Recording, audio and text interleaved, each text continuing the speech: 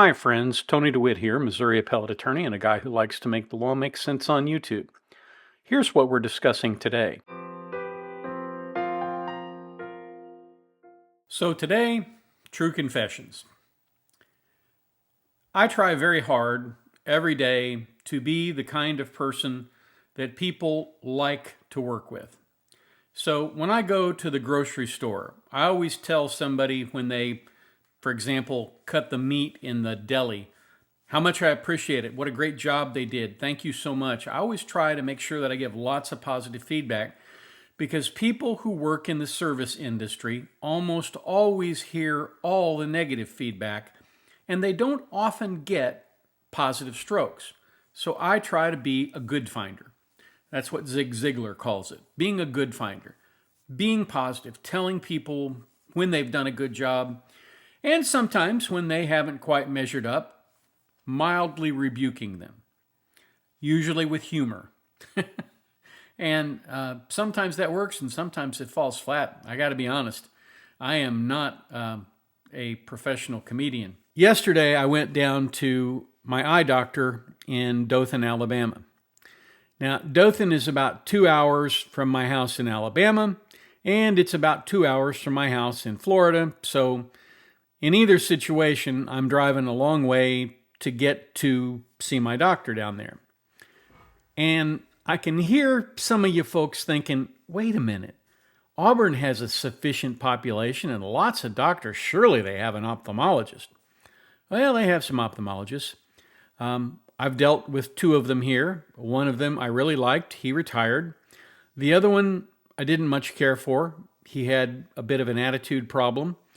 And generally speaking, if somebody acts like I'm doing them a favor by paying them for their services, as opposed to, them wanting to take care of me because they're a healthcare provider, having been a healthcare provider, I don't like that. And so I generally won't use them.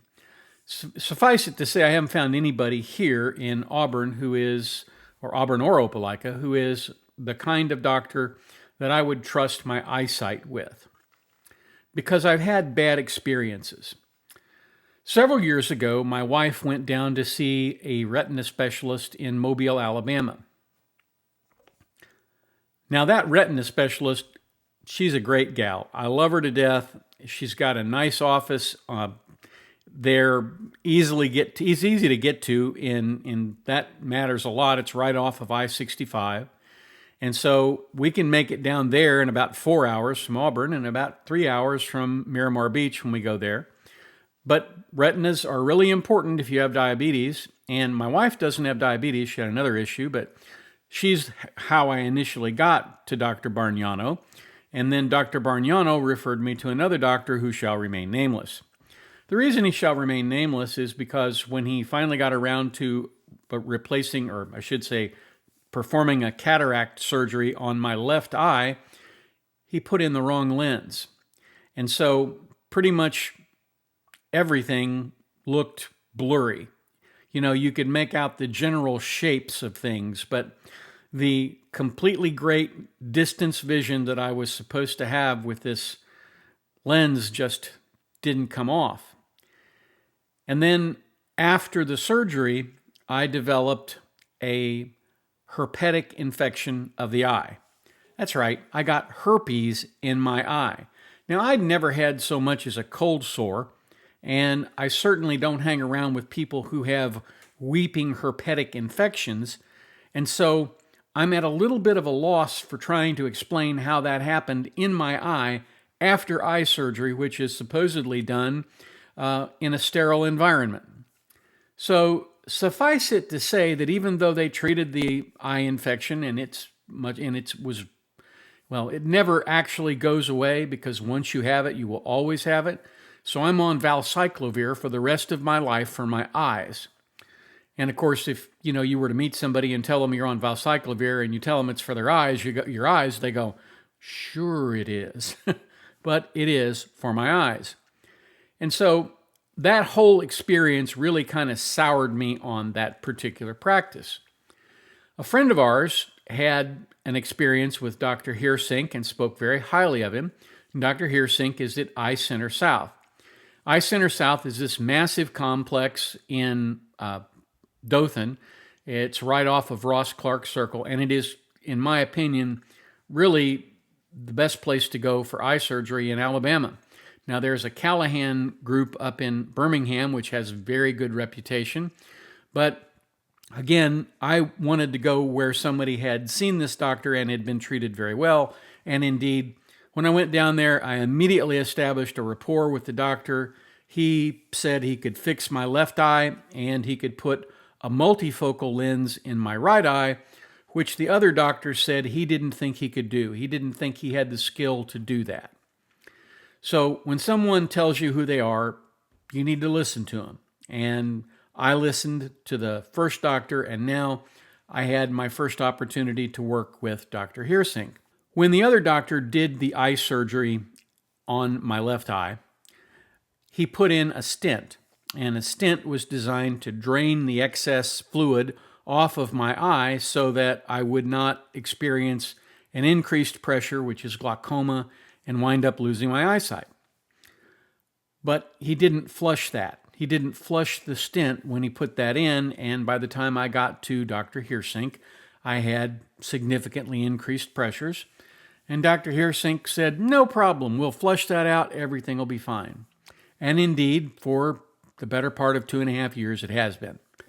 About a month after he did the left eye, we went back and I had the right eye done.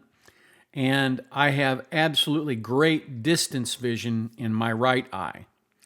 And so I'm really, really pleased. Well, like I said, I had to go back and see this doctor yesterday, and I told him I was concerned because it felt to me like the pressures in my left eye were going up. And so they did the measurements, and sure enough, my pressures were high. And he has gotten a fix together, and we're going to get that taken care of shortly, and it'll be all taken care of. It's one of the things I love about these folks is that when they spot a problem, they also tell you, okay, you've got this problem, here's the solution, we can fix it. And that's exactly what you want in a healthcare professional. But here's where true confessions come in. Before I realized I had this appointment yesterday, I had made an appointment at 3 o'clock to talk on the phone with a client over Zoom and do a Zoom call on this case that he has. Now, my appointment was at 9:10 in the morning, and so I looked at that and thought, I should be out by 2 o'clock anyway. Well, at 2 o'clock, I was sitting in the doctor's office waiting for 2 additional tests. Now, these aren't tests performed by the doctor. They're performed by the staff. And I was uncharacteristically curt. Someone might even say rude when you get right down to it, to the people who were, I thought, kind of dawdling getting my test done. But they had other patients to take care of. I knew that. And so I expressed a need to get on this phone call. And the gentleman who was taking care of me, he didn't have any interest in that phone call. But he went out of his way to make it so that I didn't have to wait any longer to get that test done. I did the 3 tests that the doctor wanted done. I was able to get out and actually get a sandwich before I had to make my phone call at 3 o'clock. So in many respects, it worked out quite well for me, but only because that gentleman took the initiative. Now, when I was done, I apologized. I said, I was a little rude there. I'm sorry about that. Whenever I have a time crunch, it always brings out the worst in me, and you caught the end of it, and I'm really sorry. But sometimes an apology is not enough. Sometimes you need to do just a little bit more.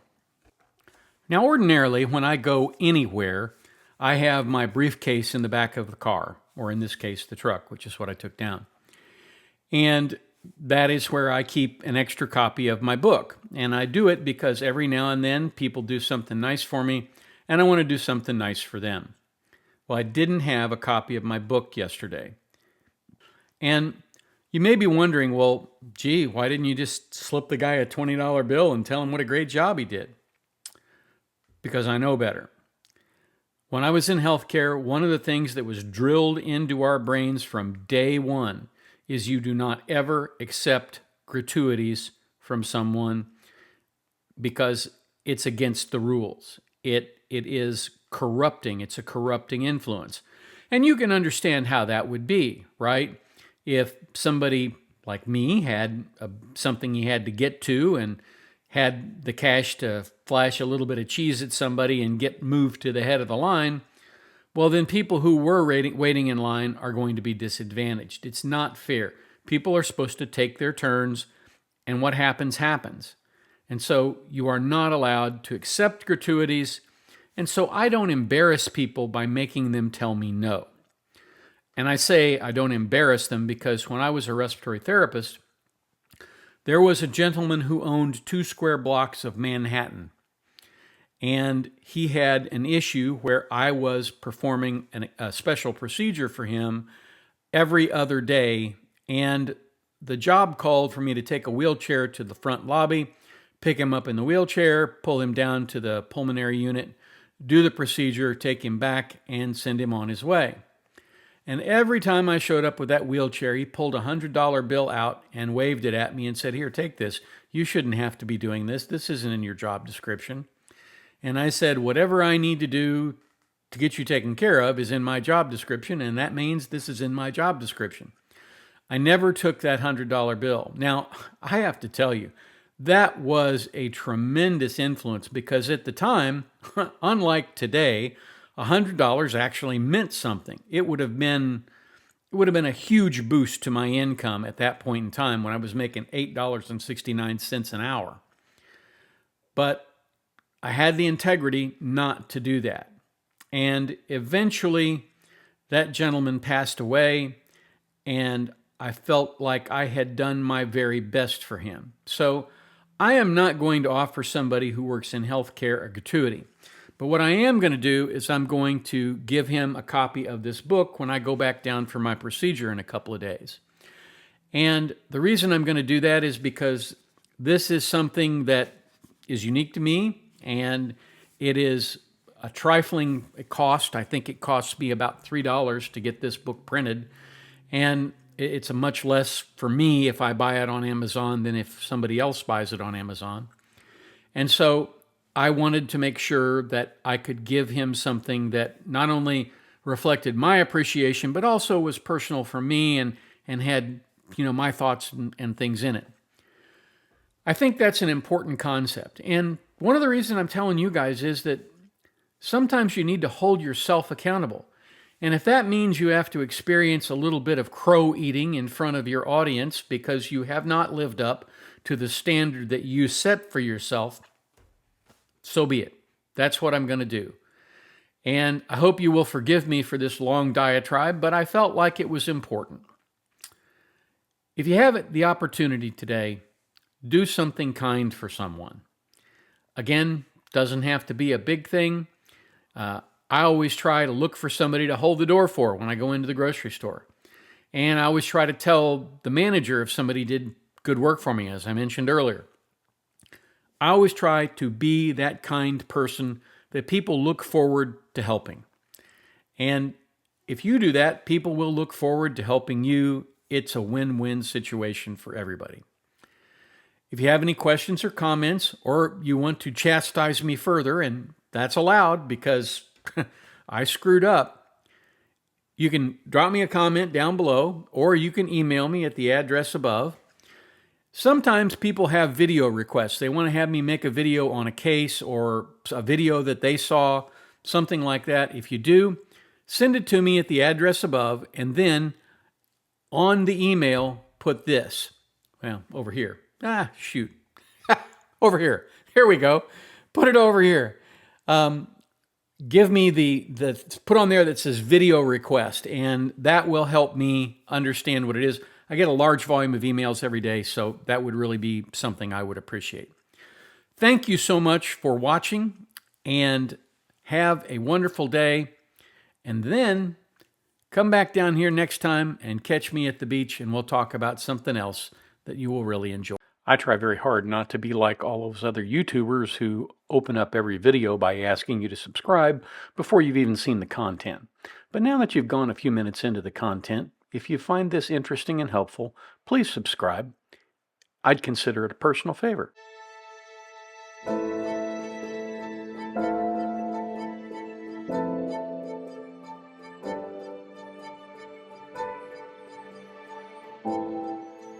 If you like this video, here are a few others you might try, and don't forget to subscribe. Have a terrific day, guys.